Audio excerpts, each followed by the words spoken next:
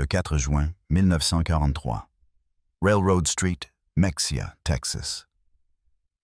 Le crayon tremblait légèrement tandis que l'unterofficier Werner Burkhardt écrivait dans son journal caché, consignant des mots qui lui auraient vivement valu l'isolement cellulaire s'ils avaient été découverts par ses propres officiers.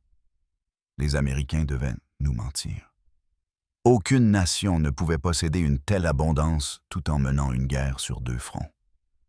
À travers la fenêtre du train, il venait d'être témoin de quelque chose qui contredisait 3 années de propagande nazie. Des lumières électriques brillaient de chaque ferme, de chaque coin de rue, de chaque vitrine de magasin. Une constellation électrique infinie s'étendant à travers les plaines du Texas à 22 heures. En Allemagne, les règlements sur l'occultation avaient plongé le Reich dans l'obscurité depuis 1940. Même avant la guerre, l'électrification rurale atteignait à peine 20% des fermes allemandes. Pourtant ici, dans ce que la propagande nazie avait décrit comme une Amérique décadente et effondrée, l'électricité coulait à flot. 1850 vétérans de l'Africa Corps, d'Erwin Rommel, descendirent du train de passagers. Pas des wagons à bestiaux, ni des wagons de marchandises, mais des voitures pannes sur Pullman capitonnées avec service de restauration et couchettes. Toute la population de Mexia s'était déplacée pour assister à leur arrivée. Ce qu'aucun d'eux ne savait, c'est que ce moment allait déclencher la transformation psychologique la plus profonde de l'histoire moderne des prisonniers de guerre, une démolition systématique de l'idéologie nazie par la simple démonstration de la capacité industrielle américaine. Les mathématiques de la victoire alliée s'écrivaient non pas dans les plans de bataille, mais dans les statistiques de production qui allaient bientôt briser toutes les hypothèses que ces soldats entretenaient à propos de leurs ennemis, de leur patrie et de leur cause. L'effondrement n'avait commencé le 13 mai 1943 en Tunisie. Le général Jürgen von Arnim, remplaçant de Rommel, s'était rendu avec environ 250 000 à 275 000 soldats allemands et italiens. Les chiffres variaient car des unités dispersées continuaient de se rendre sur plusieurs jours. Les combattants du désert les plus expérimentés de la Wehrmacht, des hommes qui avaient repoussé les Britanniques jusqu'en Égypte, qui avaient gagné le respect à contre-cœur de Montgomery lui-même, étaient soudainement prisonniers. Parmi eux se trouvait le Hauptmann Friedrich Radka, titulaire de la Croix de fer de première classe, vétéran de la campagne de France, blessé 2 fois en Afrique du Nord. Son journal, découvert des décennies plus tard aux Archives nationales, fournirait aux historiens le récit le plus détaillé de l'impact psychologique de la captivité américaine sur les soldats allemands. Le voyage de la défaite à la révélation commença dans le port d'Oran, en Algérie, tandis que Radka et 30 000 autres prisonniers de guerre attendaient dans des camps de fortune les navires de transport. L'efficacité américaine commençait déjà à ébranler leurs idées préconçues. L'armée américaine traitait des milliers de prisonniers chaque jour avec une précision organisationnelle qui dépassait tout ce que la Wehrmacht avait accompli, même à l'apogée de sa puissance. Cartes d'identité photographiées et classées, examens médicaux effectués, vaccinations administrées, droit de la Convention de Genève, expliqué en allemand courant par des officiers américains qui avaient été spécialement formés pour ce moment. Mais le premier véritable choc vint avec la nourriture. L'Obergefreiter Hans Müller, capturé avec la 21e Panzerdivision, écrivit à sa mère 8 mois plus tard. « Dans la cage d'Oran, pendant que nous attendions les navires, les Américains nous ont mieux nourris que nous n'avions mangé en 6 mois de guerre dans le désert. Du pain blanc, du vrai café, de la viande 2 fois par jour. Nous pensions que c'était de la propagande, qu'ils essayaient de nous impressionner. Nous ne savions pas que c'était leur ration militaire standard. Les navires Liberty, qui devaient les transporter à travers l'Atlantique, étaient eux-mêmes des monuments à la capacité industrielle américaine. Le SS Robert E. Peary avait été construit en 4 jours, 15 heures et 29 minutes, aux chantiers navals Kaiser à Richmond, Californie. Un fait qui aurait été rejeté comme de la propagande impossible si les Allemands l'avaient su. Ces navires, produits à raison de 3 par jour, au plus fort de la production, revenaient après avoir livré des fournitures sur le théâtre européen. Plutôt que de repartir à vide, ils transportaient des cargaisons humaines jusqu'à 30 000 prisonniers de guerre par mois à l'été 1943. La traversée de l'Atlantique, d'une durée de 2 semaines en juillet 1943, marqua la deuxième phase de la démolition psychologique. Le Feldwebel Kurt Zimmermann de la 90e division légère a tenu un compte-rendu détaillé qui a survécu dans des lettres à sa famille après son rapatriement. L'équipage du navire, a-t-il noté, se débarrassait chaque jour de plus de déchets alimentaires que sa compagnie entière n'en avait reçu en ration hebdomadaire pendant les derniers mois. Derniers mois en Afrique. Les marins américains jetaient des steaks à moitié mangés, des pains entiers, des litres de lait qui avaient trop attendu, écrivit Zimmermann. Ils le faisaient ouvertement, sans y penser, non pour nous narguer, mais parce que pour eux, ce gaspillage ne signifiait rien. Leur approvisionnement était illimité. Les navires eux-mêmes devinrent tant des salles de classe flottantes sur la puissance américaine. Les prisonniers de guerre découvrirent que le navire qui les transportait était l'un des deux 710 navires Liberty qui seraient construits pendant la guerre. Chacun nécessitant 250 000 pièces assemblées à partir de composants fabriqués dans 32 États. Les moteurs, apprirent-ils de gardes américains bavards, étaient construites dans 3 usines distinctes, chacune produisant des cylindres de 900 chevaux qui étaient ensuite assemblés dans des ports qui existaient à peine 2 ans auparavant. Le lieutenant-colonel Wilhelm von Steuben, dont la famille aristocratique prussienne avait servi dans toutes les guerres allemandes et depuis Frédéric le Grand, écrirait plus tard dans ses mémoires. Alors que notre navire approchait de la côte américaine, j'ai observé l'antenne radar tournant au-dessus de la passerelle. Cette technologie, que nous pensions n'être possédée qu'en quantité limitée par nous, et peut-être par les Britanniques, était un équipement standard sur un cargo. C'est alors que j'ai soupçonné pour la première fois que l'Allemagne avait déjà perdu la guerre. Le 2 août 1943. Base navale de Norfolk, Virginie. La première vue de l'Amérique brisa les derniers vestiges de la propagande nazie sur la faiblesse industrielle américaine. La base de Norfolk s'étendait sur 4,300 acres. Ses quais s'étiraient sur des kilomètres. Ses grues chargeaient et déchargeaient des dizaines de navires simultanément. En une seule journée, ce port traitait plus de tonnage que le port allemand de Hambourg tout entier en une semaine. Le Gefreiter Johann Weber, ouvrier d'usine de la Ruhr avant sa conscription, compta 47 cargos à divers stades de chargement ou de déchargement. Chaque grue, nota-t-il dans son journal secret, soulevait des charges qui auraient nécessité une 12aine d'hommes et de chevaux en Allemagne. Elles se déplaçaient à l'énergie électrique, en douceur, continuellement, sans la fumée de charbon qui étouffait nos villes industrielles. Les prisonniers furent formés en colonne pour la marche vers les trains qui les attendaient. Le long du chemin, ils passèrent devant des parkings remplis d'automobiles civiles, des centaines appartenant à des dockers. En Allemagne, la possession d'une automobile privée restait un privilège des riches et de l'élite du parti. La Volkswagen, promise au peuple allemand depuis 1934, restait un rêve de propagande, moins de 1000 exemplaires ayant été livrés à des civils. Ici, des ouvriers ordinaires se rendaient au travail dans leur propre voiture. Mais rien ne les avait préparés aux trains eux-mêmes. Pas des wagons de marchandises, ni les wagons 40 hommes ou 8 chevaux qui avaient transporté les troupes allemandes à travers l'Europe, mais des voitures de passagers complètes. Des voitures Pullman avec des sièges rembourrés qui se transformaient en couchettes. Des wagons-restaurants avec des nappes blanches et des couverts en argent. Des wagons d'observation avec des fenêtres panoramiques. Le Hauptmann Radka écrivit « Nous sommes montés à bord comme des touristes, pas des prisonniers. » Les gardes américains semblaient presque embarrassés par le confort. Un sergent s'excusa que la climatisation ne fonctionnait pas correctement dans notre voiture. La climatisation. En août, Nous avions cru qu'un tel luxe n'existait pas que dans le train personnel d'Hitler. Le voyage en train de 3 jours de Norfolk au camp du Texas et de l'Oklahoma se révélerait plus destructeur pour l'idéologie nazie que n'importe quelle défaite militaire.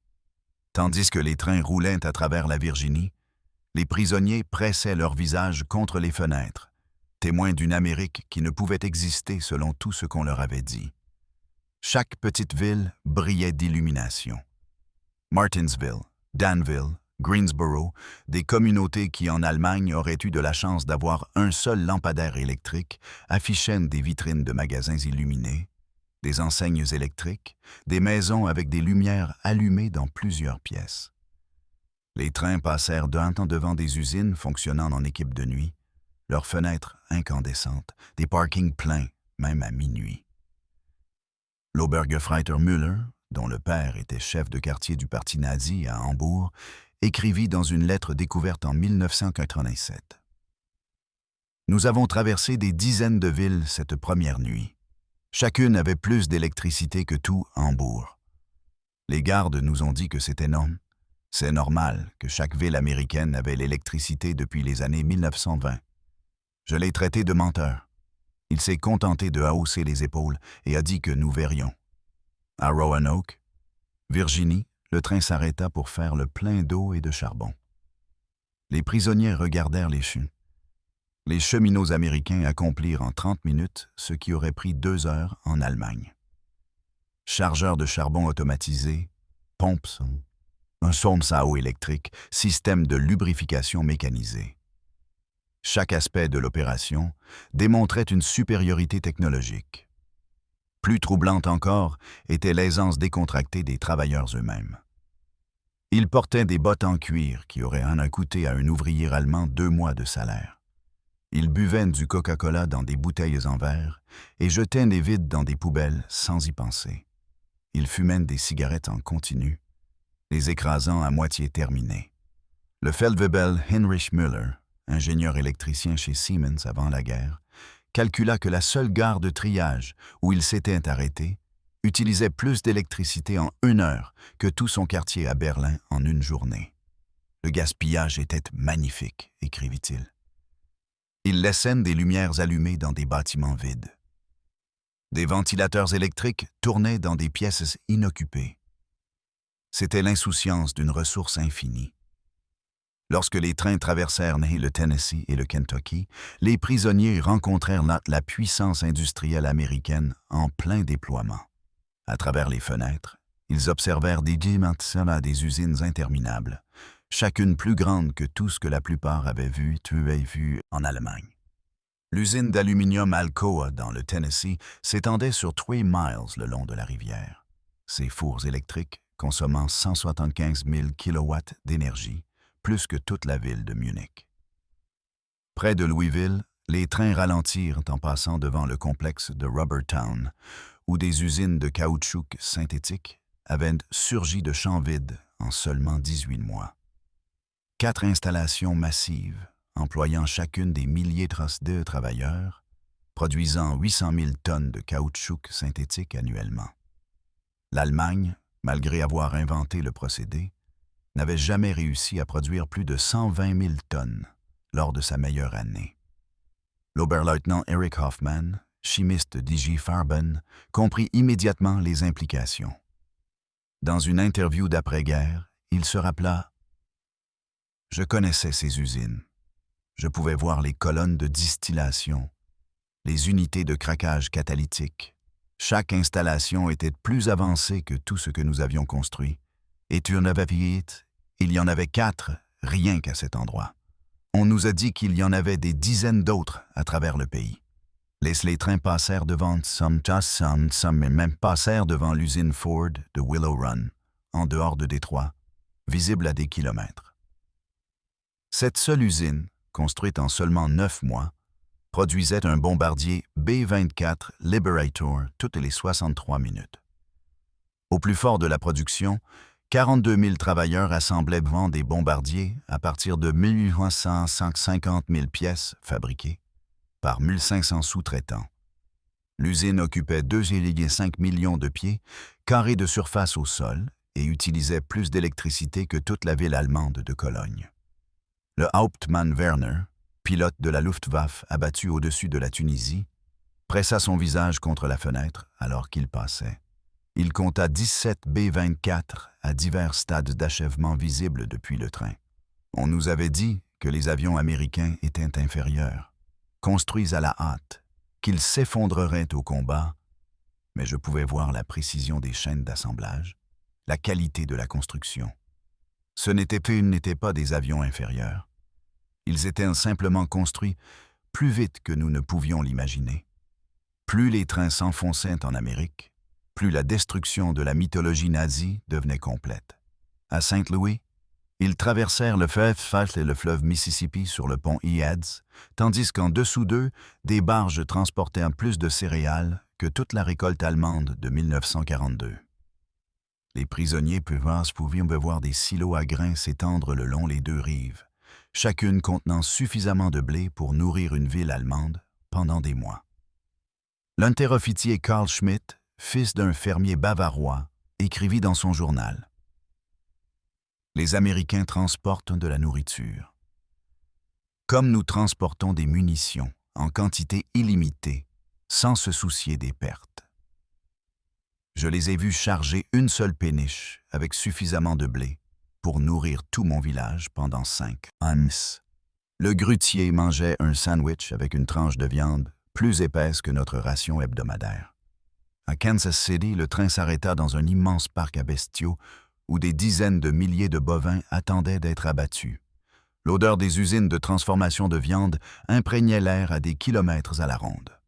Des prisonniers de guerre allemands, qui avaient survécu avec 200 grammes de viande par semaine en Afrique quand ils avaient de la chance, regardaient des ouvriers américains manger des sandwichs au bœuf pendant leur pause déjeuner. Ils mangeaient de la viande comme nous mangions du pain, écrivit le Gefreiter Paul Fischer. Non, c'est faux. Ils mangeaient de la viande comme nous aurions voulu pouvoir manger du pain. Le garde nous acheta des hamburgers à un stand près de la gare. Viande, fromage, légumes sur du pain blanc pour 15 cents.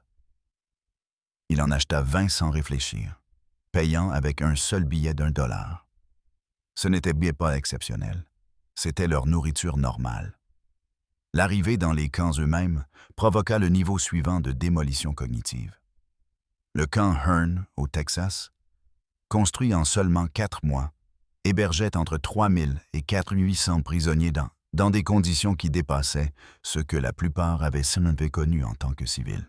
Des baraquements en bois avec lumières électriques, toilettes aux achasses d'eau, tanneaux, douches chaudes et chauffage à vapeur. Chaque bâtiment était construit avec plus de bois que des villages allemands entiers n'en possédaient. L'hôpital du camp stupéfia le personnel médical parmi les prisonniers. L'Oberstleutnant, lieutenant-colonel, Dr. Friedrich Bauer, chirurgien en chef de la 164e division légère, se retrouva dans une installation mieux équipée que la plupart des hôpitaux civils allemands. Appareils à rayons X, équipements chirurgical, fournitures pharmaceutiques qui étaient indisponibles en Allemagne depuis 1941. Toutes ces provisions étaient standards pour les prisonniers ennemis. Ils avaient de la pénicilline, le Dr. Bauer en témoignerait plus tard, ce médicament miracle dont nous n'avions entendu que des rumeurs. Ils l'utilisaient librement, même sur des prisonniers ayant des infections mineures. Des soldats allemands mouraient par les moines par manque de sulfamide basique, et les Américains nous donnaient leur médecine la plus avancée sans hésitation.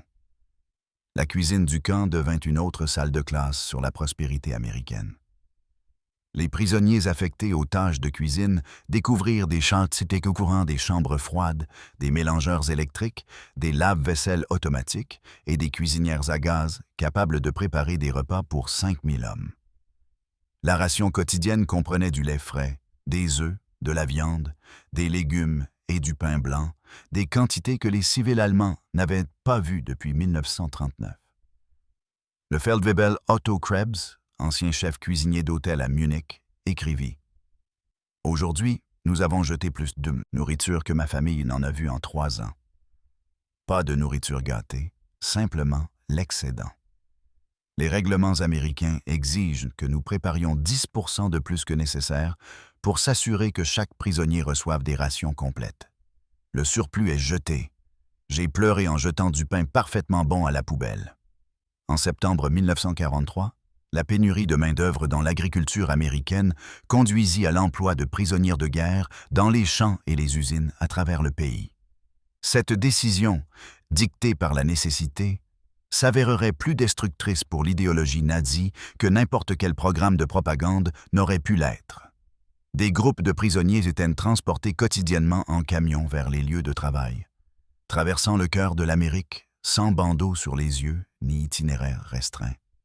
Ils voyaient tout, les échanges de maïs et de blé à perte de vue, les usines fonctionnant en 3 suites, les magasins remplis de marchandises, les parkings bondés de voitures, les maisons avec des réfrigérateurs et des radios. Dans une usine d'égrenage de coton près de Houston, l'unterofficier Herbert Lang observa une seule machine traiter plus de coton en 1 heure que tout son village n'aurait pu en manipuler en 1 mois avec des méthodes traditionnelles.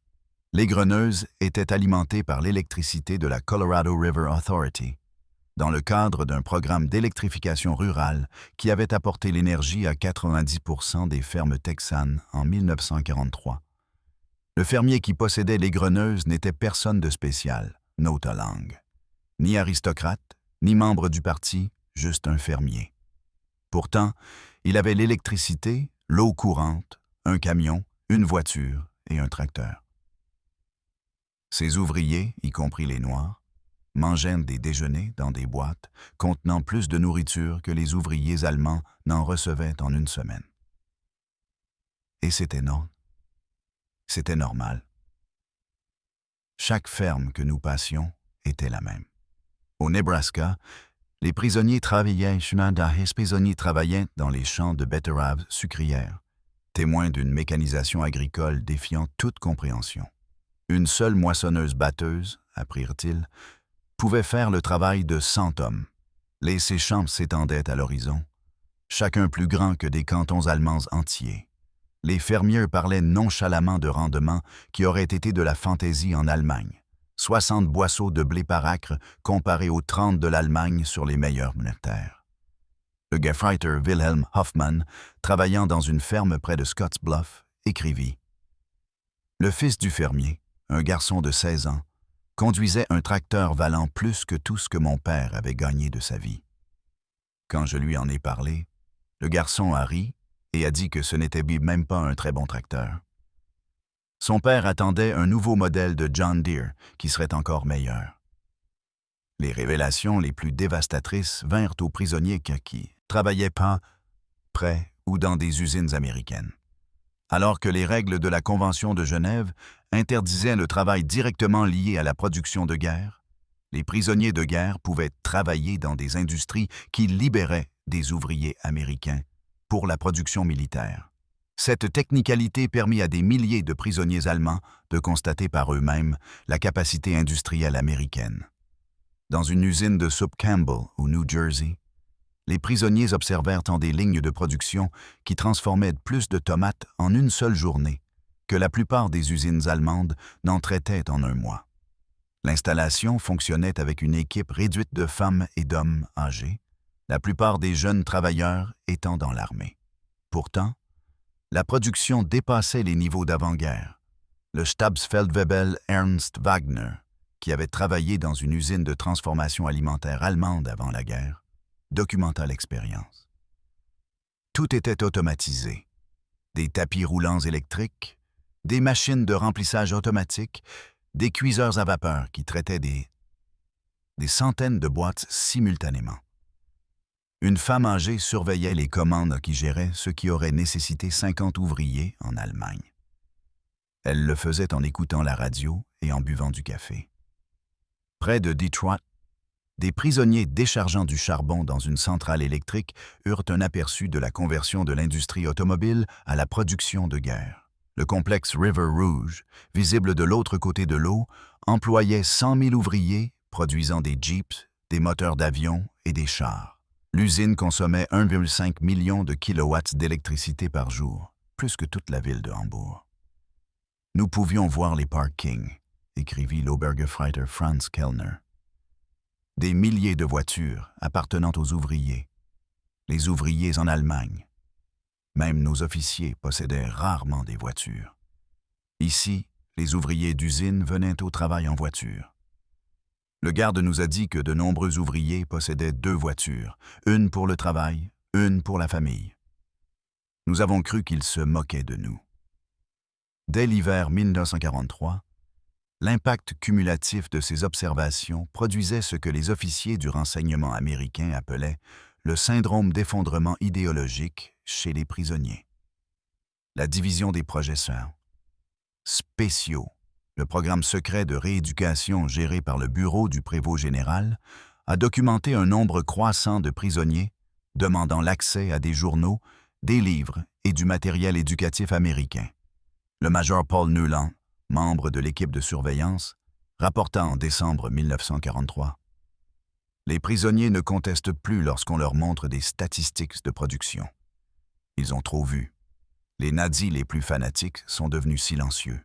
Ils maintiennent toujours leur loyauté envers l'Allemagne, mais ne parlent plus de victoire. Beaucoup remettent ouvertement en question ce qu'on leur a dit sur l'Amérique. Les journaux des camps produits par les prisonniers eux-mêmes commencèrent à refléter cette transformation. Der Ruf, l'appel, publié à Fort Kearney, Rhode Island, passa progressivement d'un nationalisme défiant à des discussions sur la démocratie, les systèmes économiques et la reconstruction d'après-guerre. Les rédacteurs, des prisonniers anti-nazis soigneusement sélectionnés, trouvèrent leur public de plus en plus réceptif. Le lieutenant Hermann Goetz, capturé avec la 10e division Panzer, écrivit dans une lettre qui passa la censure américaine. On nous a dit que l'Amérique était une nation métisse, faible, divisée, contrôlée par les Juifs, incapable de prouesses militaires. Chaque jour que je passe ici, je vois le contraire. C'est la nation la plus organisée, unifiée et puissante sur Terre. On nous a raconté des contes de fées par des criminels. Le coup le plus dévastateur porté à l'idéologie nazie vint d'une source inattendue. Le traitement des prisonniers italiens après la capitulation de l'Italie en septembre 1943. Les prisonniers de guerre italiens qui acceptèrent de coopérer furent organisés en unités de service italiennes, recevant de meilleurs quartiers, une solde accrue et plus de liberté. Les prisonniers allemands regardaient leurs anciens alliés travailler aux côtés des Américains, manger dans des restaurants américains, certains allant même jusqu'à fréquenter des femmes américaines. Le Hauptmann Friedrich Schulz écrivit « Les Italiens nous ont trahis, pourtant ils sont mieux traités que nous ne les avons traités en tant qu'alliés. Ils travaillent librement, gagnent de l'argent, envoient des colis chez eux. Les Américains ne leur montrent aucune haine. Cette démocratie que l'on nous a appris à mépriser semble plus honorable que notre propre système. » Noël 1943 eut l'impact psychologique le plus profond. Des organisations américaines, des églises et des groupes civiques envoyèrent 500 000 colis de Noël aux prisonniers de guerre allemands, des ennemis qui avaient tenté de tuer des soldats américains quelques mois auparavant. Chaque colis contenait des cigarettes, des bonbons, des articles de toilette et des jeux. Les communautés locales invitèrent les prisonniers à des dîners de Noël, bien que les règlements empêchassent la plupart d'accepter.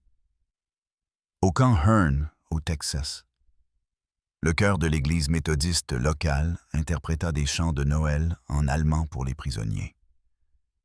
Des femmes de Hearn envoyèrent des biscuits et des gâteaux faits maison. Les Boy Scouts distribuèrent des cartes de Noël faites main à la main. Cette gentillesse envers des ennemis brisa les derniers vestiges de la théorie raciale nazie. L'Oberleutnant Walter Müller, dont le frère était mort lors du bombardement de Hambourg, écrivit « Ils savent que nous sommes leurs ennemis. Beaucoup ont des fils et des maris combattant contre nos armées. Pourtant, ils nous montrent une charité chrétienne, non pas de la propagande, mais une gentillesse authentique. Quel genre de personnes traite là leurs ennemis de cette manière, seulement ceux qui sont absolument certains de la victoire et sûrs de leur pouvoir. Le festin de Noël lui-même défiait toute compréhension. Dinde, jambon, purée de pommes de terre, sauces, légumes, tartes, crème glacée. Des quantités de nourriture que l'Allemagne n'avait pas vues depuis avant la Première Guerre mondiale. Les prisonniers mangèrent jusqu'à en être malades, incapables de comprendre que de telles ressources soient prodiguées à des ennemis. « Nous avons mangé comme des rois », écrivit le Feldwebel Hans Weber. « Mieux que les généraux allemands, mieux que les dirigeants du parti. » Et ce n'était pas exceptionnel. Les gardes nous ont dit que c'était un dîner de Noël américain normal, que chaque famille américaine mangeait le même repas. S'ils peuvent nourrir les prisonniers de cette manière, que doivent manger leurs propres soldats? Début 1944, plus de 40 000 prisonniers allemands étaient inscrits à des programmes éducatifs. Ils étudiaient l'anglais, l'histoire américaine, les mathématiques et les sciences. L'Université de Chicago proposait des cours par correspondance. L'Université de Stanford envoya des professeurs pour donner des conférences sur la démocratie et l'économie. La soif de connaissance était insatiable. Les prisonniers, à qui on avait dit que les Américains étaient des barbares et sans culture, découvrirent des bibliothèques avec des millions de livres, des universités qui accueillaient toutes les classes sociales, une recherche scientifique qui menait le monde. Ils lisaient librement les journaux américains, comparant de multiples points de vue, chose impossible dans l'Allemagne nazie. Le Hauptmann, Dr. Wilhelm von Braun, physicien enrôlé de l'Institut Kaiser Wilhelm, assista à des conférences sur la physique atomique au camp Shelby. Il écrivit plus tard « Des professeurs américains, y compris des réfugiés juifs d'Allemagne, nous enseignèrent sans haine. Ils parlaient de la science comme universelle, appartenant à toute l'humanité. Ils avaient des années d'avance sur la recherche allemande et ils partageaient leurs connaissances avec des ennemis. Cette générosité d'esprit était incompréhensible pour des esprits façonnés par l'idéologie nazie. Les cinémas des camps montraient des films américains, non pas de la propagande, mais des productions hollywoodiennes ordinaires. Les prisonniers regardèrent « Autant en emporte le vent », voyant une représentation de la défaite et du redressement américain qui résonnait avec leur propre situation. Ils ont vu les raisins de la colère, stupéfaits que les Américains fassent preuve d'une telle autocritique envers leurs ennemis. Ils ne cachent rien, a écrit le lieutenant Joseph Kramer. Ils montrent leurs problèmes, leurs échecs, leurs conflits. Pourtant, cette honnêteté les rend plus forts, pas plus faibles. En Allemagne, une telle critique signifierait la mort. Ici, elle est considérée comme patriotique. Le printemps 1944 a vu l'expansion des programmes de travail des prisonniers alors que la production américaine atteignait son apogée. Les prisonniers de guerre allemands ont travaillé dans des conserveries, des usines et des ateliers de fabrication, témoignant de toute la puissance de la capacité industrielle américaine. Les chiffres racontaient une histoire qu'aucune propagande ne pouvait contredire. À l'usine de bateaux Higgins, à la Nouvelle-Orléans, les prisonniers déchargeaient de l'acier qui allait devenir des péniches de débarquement pour le jour J. Ils ont vu les ouvriers assembler 700 bateaux par mois, chacun nécessitant 20 000 pièces. L'usine employait 20 000 travailleurs, dont des milliers de femmes qui manœuvraient des grues, soudaient des coques et géraient les lignes de production. Le Stabsfeldwebel Kurt Zimmermann a écrit « Des femmes faisant le travail des hommes, des noirs manipulant des machines complexes, des adolescents faisant fonctionner des foreuses, tout ce qu'on nous avait dit être impossible dans une démocratie. Pourtant, la production n'a jamais cessé.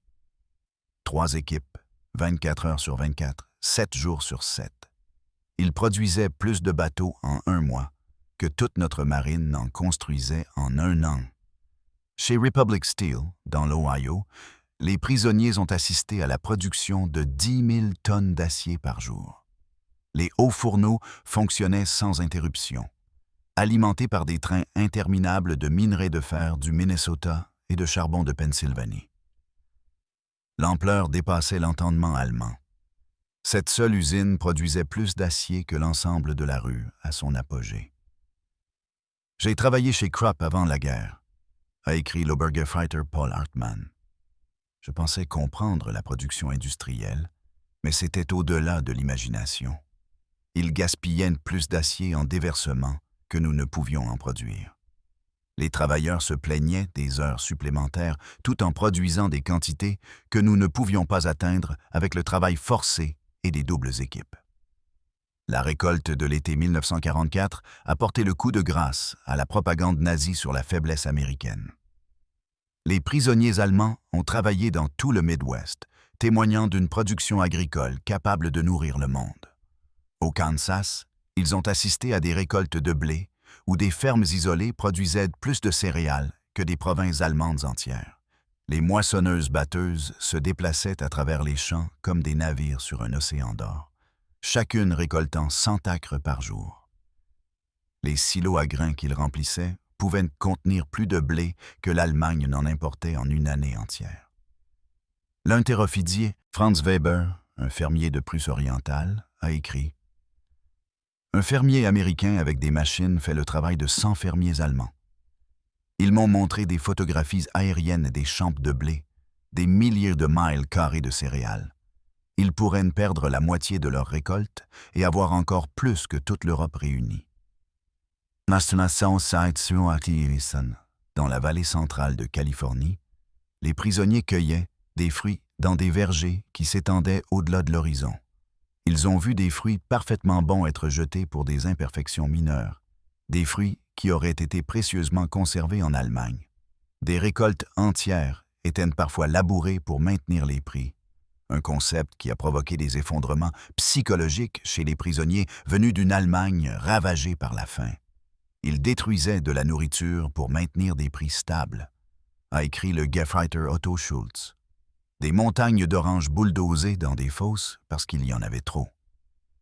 Nous avons supplié qu'on nous permette de les envoyer en Allemagne à nos familles. Les gardes étaient compréhensifs, mais ont expliqué que c'était impossible. Le gaspillage était une preuve stratégique de ressources illimitées. 6 juin 1944.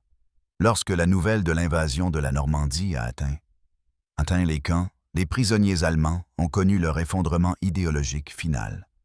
L'ampleur de l'opération, 6 000 navires, 11 000 avions, 150 000 hommes dans la première vague, a démontré une capacité organisationnelle américaine au-delà des rêves les plus fous de l'Allemagne nazie. Les prisonniers du camp Shelby ont vu des actualités de l'invasion en quelques jours. Ils ont vu les flots ininterrompus de navires, les ports artificiels, le système d'approvisionnement qui livrait 15 000 tonnes par jour sur des plages ouvertes. Ils ont vu leur patrie être écrasée par la nation, même qu'on leur avait dit être trop faible pour combattre. L'Oberst Friedrich von Thünen a écrit « Nous avons su alors que tout était perdu, non seulement la guerre, mais tout le projet nazi. Nous avions défié la plus grande puissance industrielle du monde avec des contes de fées et une mythologie raciale. Nous avons envoyé des chevaux contre leurs camions, des fusils contre leurs armes automatiques, du courage contre leurs ressources illimitées. Dans tout au long de leur captivité, les prisonniers allemands ont fait l'expérience de quelque chose qui a remis en question l'idéologie nazie plus que toute richesse matérielle. L'humanité américaine. Malgré la propagande décrivant les Américains comme faibles et sentimentaux, les prisonniers de guerre ont découvert un peuple suffisamment sûr de sa force pour faire preuve de miséricorde. Lorsque le fils du Gefreiter Hans Müller et Sibat Thümner est mort lors du bombardement de Hambourg, le commandant du camp américain a personnellement remis le message de la Croix-Rouge et a présenté ses condoléances. Lorsque la femme du lieutenant Paul Fisher a écrit qu'elle avait du mal à nourrir leurs enfants, des groupes d'églises américaines lui ont envoyé des colis alimentaires en Allemagne. Des civils ennemis dans une nation que l'Amérique bombardait activement. Ils ont séparé le peuple allemand du régime nazi, a écrit le Hauptmann Otto Weber. Il disait qu'il combattait Hitler, pas les Allemands. Cette distinction, qui semblait de la propagande, s'est avéré sincère. Ils nous ont préparés à reconstruire l'Allemagne après la guerre, et non à la détruire. Le traitement médical a particulièrement affecté les prisonniers. Des médecins allemands ont travaillé aux côtés du personnel médical américain, apprenant de nouvelles techniques, utilisant des équipements avancés. Les prisonniers ont bénéficié d'opérations qui n'auraient été accessibles qu'à l'élite en Allemagne. Des soins de santé mentale, pratiquement inconnus dans la Wehrmacht, ont été fournis aux soldats traumatisés. Le docteur Friedrich Bauer a écrit « Ils traitaient les tentatives de suicide par des conseils, pas par des punitions. Les prisonniers ayant des dépressions nerveuses recevaient une thérapie, pas des coups. Cette humanité envers les ennemis a révélé une force que nous n'avons jamais comprise, la confiance d'un vrai pouvoir. » En mars 1945, le programme secret de rééducation avait produit des résultats remarquables. Plus de 25 000 prisonniers s'étaient portés volontaires pour des cours sur la démocratie. Les journaux des camps publiaient des articles sur le gouvernement constitutionnel, les marchés libres et les droits civiques. Des groupes de discussion débattaient de l'avenir de l'Allemagne après la guerre. Le succès du programme a dépassé toutes les attentes. Les prisonniers arrivés en tant que nazis fanatiques écrivaient des essais sur la reconstruction démocratique. Les officiers qui avaient prêté serment à Hitler planifiaient comment mettre en œuvre les méthodes agricoles américaines dans l'Allemagne d'après-guerre. Nous sommes devenus des missionnaires pour la démocratie, a admis l'Oberst Hermann Göring, sans lien de parenté avec le Reichsmarschall, lors d'un entretien en 1975. Non par la contrainte ou la propagande, mais par l'observation. Nous avons vu que cela fonctionnait. Nous avons vu des gens ordinaires vivre mieux que l'aristocratie allemande. Nous voulions cela pour l'Allemagne. La transformation était si complète que les autorités américaines s'inquiétaient que les prisonniers ne soient trop enthousiastes à l'égard des mœurs américaines. Certains ont demandé à rester en Amérique après la guerre. D'autres ont épousé des Américaines qu'ils avaient rencontrées grâce à des programmes de correspondance en prison. Des milliers finiraient par immigrer en Amérique dans les années 1950. Avril 1945 a apporté la révélation finale. Alors que les forces américaines libéraient les camps de concentration en Allemagne, les images ont été montrées aux prisonniers de guerre allemands. Beaucoup ont d'abord refusé d'y croire, affirmant que c'était de la propagande. Mais les preuves étaient accablantes. Témoignages de soldats américains, photographies, actualités filmées. Finalement, lettres d'Allemagne confirmant l'horreur. L'impact psychologique fut dévastateur. Des hommes qui avaient tant maintenu une certaine fierté dans l'honneur allemand malgré la défaite militaire étaient maintenant confrontés à l'effondrement moral complet de leur nation. Tout ce pour quoi ils s'étaient battus n'était pas seulement vaincu mais maléfique. Le Hauptmann Walter Schmidt a écrit le résumé le plus éloquent. Nous pensions être des guerriers pour une grande cause. Nous avons découvert que nous étions les instruments de criminels. Nous croyions apporter la civilisation à des peuples inférieurs. Nous avons trouvé que nous étions les barbares. Les Américains que nous appelions faibles et décadents nous ont montré ce que signifiait réellement la civilisation. À la fin de la guerre, en mai 1945, les prisonniers de guerre allemands ont fait face au rapatriement avec des émotions mitigées. Ils avaient été témoins d'une Amérique qui contredisait tout ce qu'ils avaient cru. Ils avaient mieux mangé en tant que prisonniers qu'en tant que soldats. Ils avaient été traités avec plus de dignité par leurs ennemis que par leur propre gouvernement. Les derniers mois de captivité ont été consacrés à la préparation du retour dans une Allemagne détruite. Les autorités américaines ont fourni une formation professionnelle, une éducation agricole et une instruction politique. Les prisonniers ont appris l'existence du plan Marshall avant même qu'il ne soit annoncé, comprenant que l'Amérique reconstruirait l'Allemagne plutôt que de la punir.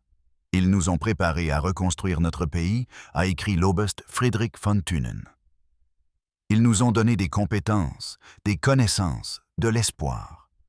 Ils ont transformé des soldats vaincus en futurs citoyens. Cette générosité des vainqueurs était incompréhensible pour des esprits façonnés par la vindicte nazie. Entre 1945 et 1946, 383 prisonniers de guerre allemands ont été rapatriés des camps américains. Ils sont retournés dans une Allemagne divisée, détruite et démunie. Mais ils ont apporté avec eux quelque chose de précieux: la connaissance du fonctionnement d'une société industrielle démocratique. Les prisonniers de guerre allemands qui avaient connu la prospérité américaine sont devenus des agents involontaires de transformation dans l'Allemagne d'après-guerre. Ils avaient vu l'efficacité industrielle, la productivité agricole et la prospérité démocratique. Ils savaient que la reconstruction était possible parce qu'ils avaient été témoins d'une société qui avait été évidemment réalisée. De nombreux anciens prisonniers de guerre ont accédé à des postes importants dans la reconstruction de l'Allemagne de l'Ouest. Hans Kroll, prisonnier au camp Shelby, est devenu ambassadeur de l'Allemagne de l'Ouest aux États-Unis. Walter Hallstein, qui a donné des cours au camp Como, est devenu président de la Commission européenne. Rüdiger von Wechmar, détenu au camp Hearn, a été représentant permanent de l'Allemagne aux Nations unies. Edward Ackermann, prisonnier à Fort Robinson, est devenu un leader de la réforme agricole allemande. Ils ont apporté les méthodes américaines à l'industrie allemande, l'efficacité américaine à l'agriculture allemande et les idéaux démocratiques américains à la politique allemande. Le miracle économique des années 1950 a été en partie construit sur les connaissances acquises dans les camps de prisonniers américains. Nous avons appris que la prospérité venait de la liberté et non de la conquête, a écrit Hans Kroll dans ses mémoires. Nous avons vu que la démocratie créait de la richesse, que la diversité apportait de la force, que bien traiter les travailleurs augmentait la production. Ces leçons apprises en tant que prisonniers ont façonné la nouvelle Allemagne. Les historiens ont qualifié l'expérience des prisonniers de guerre allemands en Amérique de l'un des programmes de rééducation les plus réussis de l'histoire. Sans contrainte, sans propagande au sens traditionnel, la puissance industrielle et la démocratie américaine ont converti des nazis endurcis en futurs citoyens démocrates. Le programme a réussi parce qu'il reposait non pas sur des mots, mais sur l'observation. Les prisonniers ont vu la société américaine fonctionner avec une efficacité maximale tout en traitant les ennemis avec dignité. Ils ont été témoins d'une capacité industrielle qui rendait la production allemande primitive. Ils ont expérimenté un niveau de vie qui a révélé les promesses nazies comme des fantasmes. Le Dr Arnold Kramer, le principal historien des prisonniers de guerre allemands en Amérique, a conclu: l'Amérique a gagné la guerre de la propagande, non pas par des messages astucieux, mais par la pure réalité. Chaque repas complet, chaque lumière électrique, chaque toilette fonctionnelle était un argument contre le nazisme. Les prisonniers de guerre ont été convertis par la prospérité. Les statistiques confirment cette évaluation. Sur les 371 683 prisonniers de guerre allemands détenus en Amérique, moins de 1% ont tenté de s'échapper, avec seulement 222 tentatives totales enregistrées.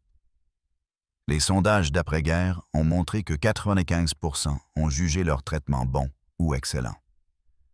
Plus remarquablement encore, des milliers de personnes ont entretenu une correspondance avec des familles américaines pendant des décennies après la guerre. En 1985, pour le 40e anniversaire de la fin de la guerre, les prisonniers de guerre allemands survivants ont organisé une réunion à Austin, au Texas. Plus de 500 anciens prisonniers sont revenus en Amérique, beaucoup amenant leurs familles pour leur montrer où leur transformation avait commencé.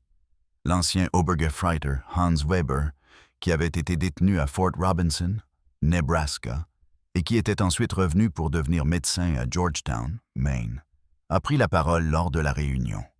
La vie dans les camps représentait une nette amélioration pour beaucoup d'entre nous qui avions grandi dans des logements sans eau chaude en Allemagne. Nous avons découvert l'eau courante, le chauffage central et une nourriture abondante. Mais plus que cela, nous avons découvert la dignité. L'ancien Stabsfeldwebel Kurt Meyer, qui avait travaillé dans des fermes en Iowa, a ajouté « Les fermiers nous ont traités non pas comme des ennemis, mais comme de jeunes hommes loin de chez eux. Ils ont partagé leurs repas, leurs connaissances, parfois leurs maisons. Cette humanité de la part de gens dont les fils combattaient carrément contre nous. Cela nous a changés pour toujours. » Lors du dîner de retrouvailles de l'Illinois de 1985, l'ancien Oberst Hermann Göring, alors âgé de 78 ans, a prononcé le discours d'ouverture qui a saisi l'essence de la transformation. Nous sommes venus en Amérique en tant qu'ennemis, en tant que nazis, en tant que croyants en un mensonge. Nous sommes partis en tant qu'amis, en tant que démocrates, en tant qu'hommes qui avaient vu la vérité. L'Amérique nous a montré que la force ne vient pas de la conquête, mais de la production, non pas de la haine, mais de la diversité, non pas de la tyrannie, mais de la liberté. Nous avons été témoins de l'arsenal de la démocratie en pleine production. Nous avons vu des fermiers qui produisaient de la nourriture pour le monde, des ouvriers qui construisaient les outils de la victoire, et des citoyens qui traitaient les ennemis avec dignité. Nous avons appris que la véritable arme de l'Amérique n'était pas ses bombes ou ses chars, mais sa capacité inépuisable de création et sa confiance inébranlable. Nous sommes retournés en Allemagne avec la mission de construire une société capable de créer plutôt que de détruire, capable de prospérer par la paix plutôt que par la guerre. L'Allemagne qui renaît de ses cendres a été construite sur les leçons apprises dans les camps de prisonniers américains. Nous qui sommes venus en conquérant, sommes partis en tant qu'étudiants. Merci Amérique, de la part de vos anciens ennemis, maintenant vos amis, merci de nous avoir montré le chemin.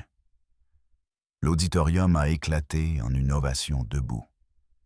Américains et Allemands ensemble, anciens ennemis unis, en reconnaissance d'une transformation qui avait semblé impossible lorsque ces premiers trains sont arrivés au Tahoe et au Texas en juin 1943. L'ampleur de l'expérience des prisonniers de guerre allemands en Amérique peut être mesurée par des statistiques frappantes qui révèlent à la fois l'échelle de l'opération et son succès remarquable. L'infrastructure des camps comprenait plus de 500 camps répartis dans 45 États, à l'exception du Nevada, du Dakota du Nord et du Vermont. Parmi ceux-ci, 175 étaient des camps principaux et 325 des camps annexes. Chaque camp était conçu pour abriter de 250 à 12 000 prisonniers et leur construction était achevée en moyenne en 90 jours. La population de prisonniers comptait 383 prisonniers de guerre allemands, s'inscrivant dans un total de 871 prisonniers de guerre de l'Axe, avec un pic de population en mai 1945. En 1943, il y avait en moyenne 20 000 nouvelles arrivées par mois. Ce chiffre passait à 30 000 après le jour J et atteignait 60 000 par mois durant les derniers mois de la guerre. Leur contribution au travail fut considérable, totalisant 14 millions de journées de travail agricole et 100 millions de pièces planches de bois traitées. La valeur de leur travail était estimée à 230 millions de dollars, en dollars des années 1940, avec un salaire journalier de 80 cents par prisonnier. Ces prisonniers ont comblé des pénuries critiques de main-d'œuvre dans 46 États. En ce qui concerne les évasions, seulement 222 tentatives ont été enregistrées sur plus de 371 000 prisonniers, soit un taux de 0,6 %. Aucune évasion permanente n'a réussi, la plupart des évadés étant recapturés dans les 24 heures, et aucun civil américain n'a été blessé par des prisonniers de guerre évadés. Les programmes éducatifs ont vu plus de 40 000 personnes s'inscrire à divers cours. 135 journaux de camp ont été publiés. 30 000 prisonniers ont suivi des cours d'anglais. 15 000 ont participé à des formations professionnelles et 8 000 ont suivi des cours universitaires par correspondance. Après la guerre, environ 5000 anciens prisonniers des deux guerres ont immigré aux États-Unis. Plus de 12 000 ont maintenu une correspondance avec des familles américaines d'une durée moyenne de 31 ans, et beaucoup sont revenus en tant que touristes ou partenaires commerciaux. Une évaluation de leur traitement a montré que 95% l'ont jugé bon ou excellent. 74% estimaient que la captivité avait positivement changé leur vision du monde et 61% ont exprimé un intérêt à apprendre la démocratie. Moins de 10% maintenaient de fortes croyances nazies en 1945. Les prisonniers de guerre allemands qui ont expérimenté la puissance industrielle américaine n'ont pas seulement été témoins de l'histoire. Ils en ont été transformés. Leur captivité est devenue une éducation. Leur défaite est devenue une illumination. Et leur emprisonnement est devenu une libération des chaînes idéologiques du nazisme. En fin de compte, la plus grande victoire de l'Amérique n'a pas eu lieu sur le champ de bataille, mais dans les camps de prisonniers, où l'évidence écrasante de la prospérité démocratique a accompli ce que les armées ne pouvaient pas faire, la transformation complète des esprits ennemis. Les prisonniers de guerre étaient arrivés en croyant à la supériorité allemande et à la faiblesse américaine. Ils sont repartis connaissant la vérité. La puissance industrielle américaine n'était pas seulement écrasante. Elle était incompréhensible pour des esprits façonnés par la pénurie et la tyrannie. Les trains qui les avaient conduits en captivité en 1943 avaient transporté des guerriers du Troisième Reich. Les navires qui les ont ramenés en Allemagne en 1946 transportaient des architectes de la démocratie. Ils avaient vu l'avenir, et ils fonctionnaient. Leur histoire témoigne d'une vérité profonde. L'arme la plus puissante de l'arsenal américain n'était pas la puissance militaire, mais la simple preuve écrasante de la capacité d'une société libre à créer l'abondance. Les prisonniers de guerre allemands ont été stupéfaits par la puissance industrielle américaine, mais ils ont finalement été convertis par elle. Dans leur transformation résidaient les graines de la rédemption d'après-guerre de l'Europe et la défaite finale du rêve nazi. Ils sont retournés en Allemagne, non pas comme des ennemis vaincus, mais comme des témoins de ce que les sociétés libres pouvaient accomplir. Le miracle économique qui a transformé l'Allemagne de l'Ouest dans les années 1950 a été bâti sur des fondations posées dans les camps de prisonniers américains, où les soldats ennemis ont appris que la prospérité ne venait pas de la conquête, mais de la liberté, non pas de la supériorité raciale, mais de la dignité humaine, non pas du contrôle totalitaire, mais de la coopération démocratique. Les prisonniers de guerre allemands étaient arrivés en Amérique, s'attendant à trouver une nation faible, divisée et au bord de l'effondrement. Au lieu de cela, ils ont découvert un colosse industriel d'une puissance illimitée et d'une humanité surprenante. Ils étaient venus en tant que prisonniers de guerre, mais sont repartis comme des témoins de l'arsenal de la démocratie à son apogée absolu. Dans leur admiration pour l'abondance américaine se trouvaient les graines psychologiques de l'Alliance atlantique, du plan de Marshall et de la reconstruction démocratique de l'Allemagne. Ils avaient vu l'Amérique, et ils ne seraient plus jamais les mêmes. Leurs enfants grandiraient dans une Allemagne démocratique alliée aux États-Unis. Un partenariat bâti sur la transformation qui a commencé lorsque 50 vétérans de l'Africa Corps sont descendus d'un train à Mexia, au Texas, et ont découvert que tout ce qu'ils croyaient était faux. L'histoire des prisonniers de guerre allemands en Amérique est finalement une histoire de rédemption par la révélation.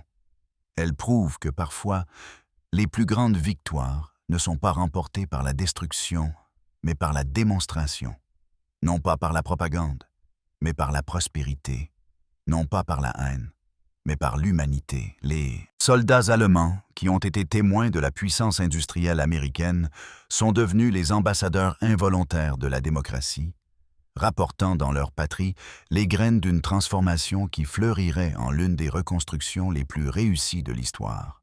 Leur voyage de guerriers nazis à citoyens démocrates reste l'une des transformations les plus remarquables de l'histoire moderne. accompli non par la force, mais par la preuve écrasante de ce que des personnes libres pouvaient réaliser en travaillant ensemble. En fin de compte, c'était là l'arme secrète de l'Amérique.